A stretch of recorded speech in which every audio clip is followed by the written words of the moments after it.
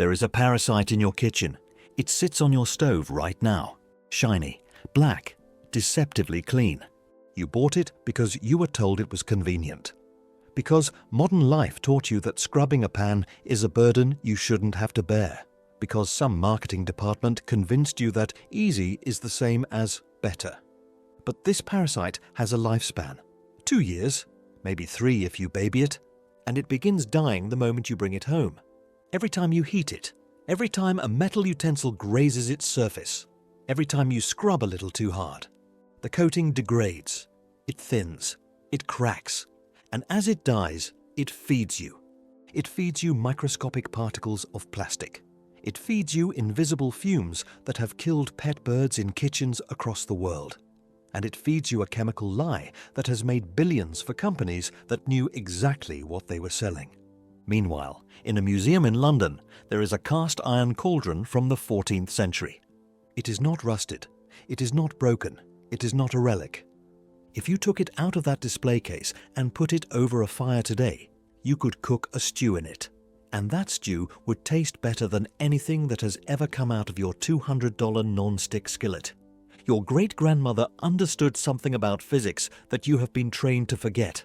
She did not need Teflon. She had thermodynamics. She had a piece of cookware that was not just a tool. It was a nutritional supplement, a heat battery, a legacy item that she expected her grandchildren to inherit. You have a consumable product designed to fail. Today, we are going to dismantle the chemistry of convenience. We are going to look at why non-stick coatings degrade, what they release when damaged, and why the physics of cast iron makes it superior for actual cooking. We are going to examine the thermal properties that marketing departments hope you never understand. And we are going to teach you how to reclaim a technology that built civilizations. Before we go deeper, I want you to do something. Go look at your frying pan. Right now. Pause this video if you have to. Is it scratched? Is the grey metal showing through the black coating? Are there any chips or flakes missing from the surface? Drop a comment below. Be honest, because what you are about to learn about those scratches will change how you see that pan forever. Let us start with heat. You have been sold a lie about even heating. Marketing for modern aluminum pans screams about conductivity. And yes, aluminum conducts heat fast. That is true. Aluminum moves thermal energy quickly from the burner to the cooking surface. But here is what they do not tell you. Cooking is not just about moving heat. It is about holding it. Think about what happens when you put a cold steak into a hot pan. If that pan is thin aluminum with a non-stick coating, the temperature plummets. The metal does not have the energy reserves to fight back against that cold mass of protein. The pan surrenders. The temperature crashes. And when the temperature crashes, the steak does not sear. It steams. It sits in its own juices, turning grey and sad, while you wonder why restaurant steaks taste different. Cast iron does not surrender. Cast iron has what physicists call high volumetric heat capacity. It is dense, it is heavy, and that mass is not a bug. It is the entire point. When you preheat a cast iron skillet, you are not just heating the surface, you are charging a thermal battery. You are storing energy deep in the molecular structure of the metal. When that cold steak hits the iron, the pan barely flinches. It has so much stored energy that the temperature drop is minimal. The surface stays hot. The Maillard reaction kicks in immediately. You get browning. You get flavor. You get the sear that makes food taste like food. This is not opinion. This is thermodynamics. But there is a deeper physics concept here that almost nobody talks about. Thermal emissivity. Emissivity is the measure of how effectively a material radiates heat, not conducts. Radiates.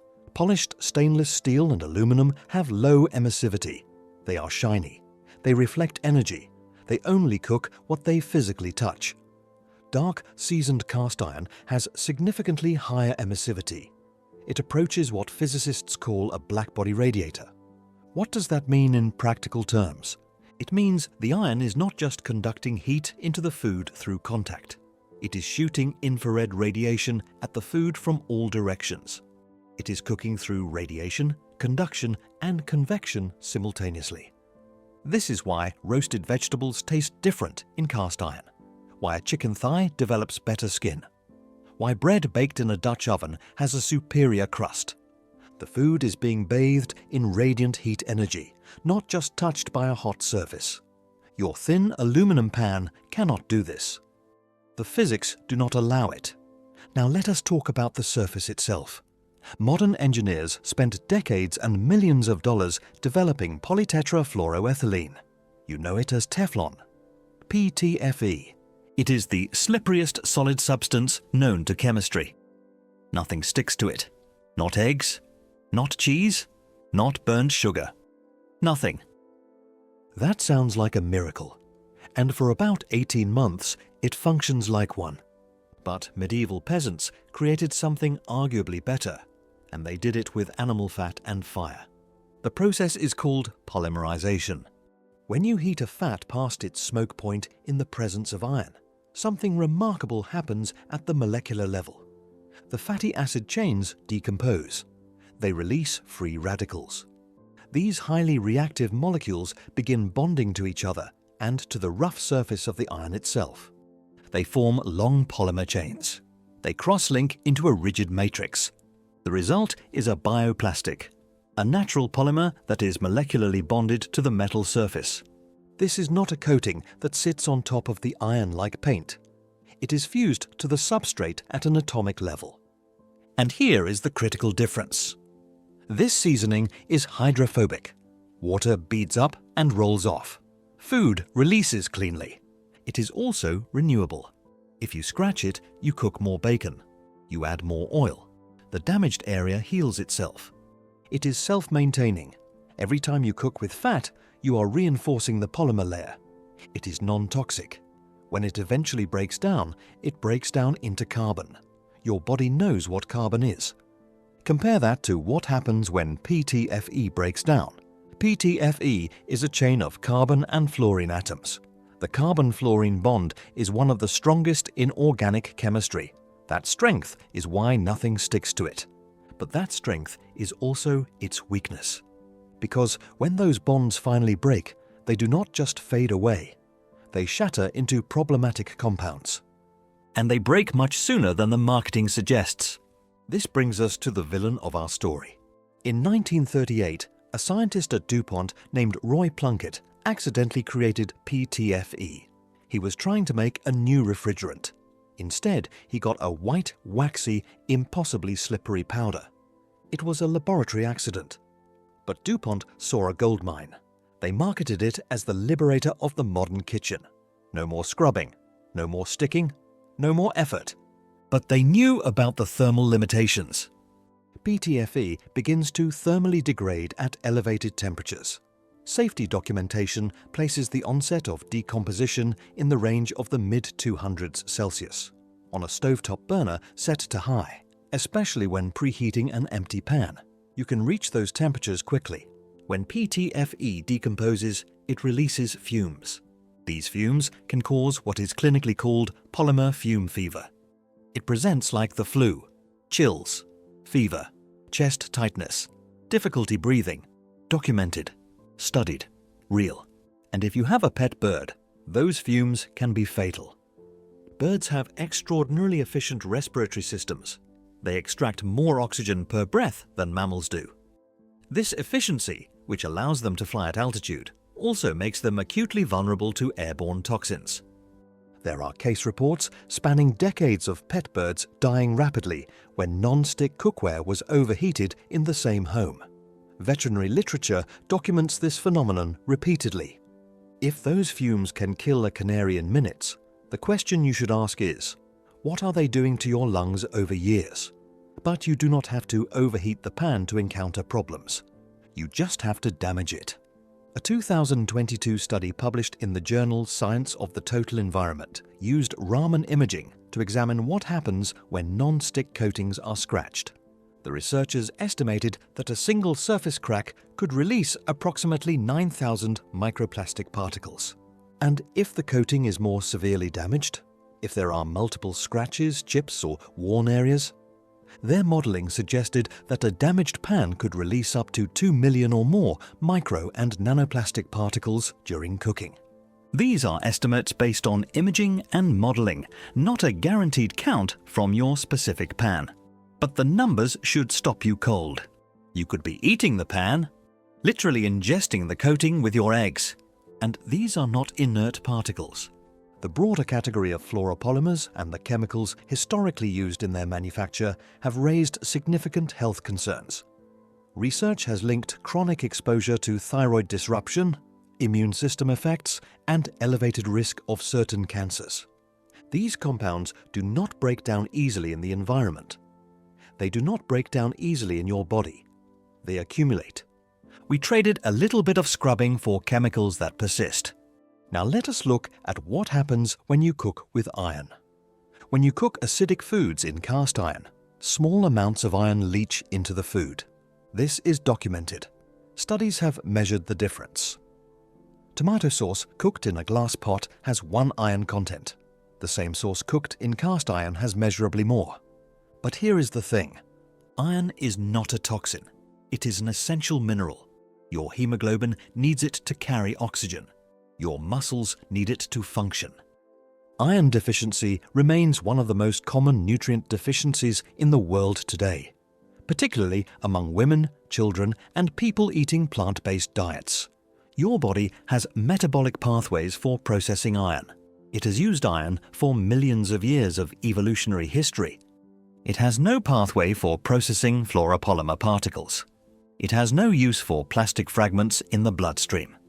One form of cookware can increase your intake of an essential nutrient. The other form of cookware introduces compounds your biology never evolved to handle. The medieval peasant did not need iron supplements. He did not need doctors to tell him his ferritin was low. He had his cauldron. He had a cooking tool that improved his nutritional status every time he used it. You have a tool that potentially degrades your health with every scratch. And consider the economics. A premium non-stick pan costs $100 or more. It lasts 2 to 3 years if you treat it carefully. Then you throw it away and buy another one. A basic Lodge cast iron skillet costs $20, maybe $30. It lasts 300 years. That is not an exaggeration. There are documented iron pans still in use that predate the American Revolution. The math does not make sense if you are the consumer. It makes perfect sense if you are the manufacturer. They want you on the subscription model. They want you replacing your cookware every 24 months like a phone contract. Cast iron breaks that cycle. You buy it once. Your grandchildren inherit it. That is exactly why they do not market it heavily. There is no repeat customer. There is no planned obsolescence. There is no profit in durability. So how do we rebel? How do we opt out of the toxic convenience trap? Step 1 is the audit. Go to your kitchen. Look at your non-stick pans, honestly.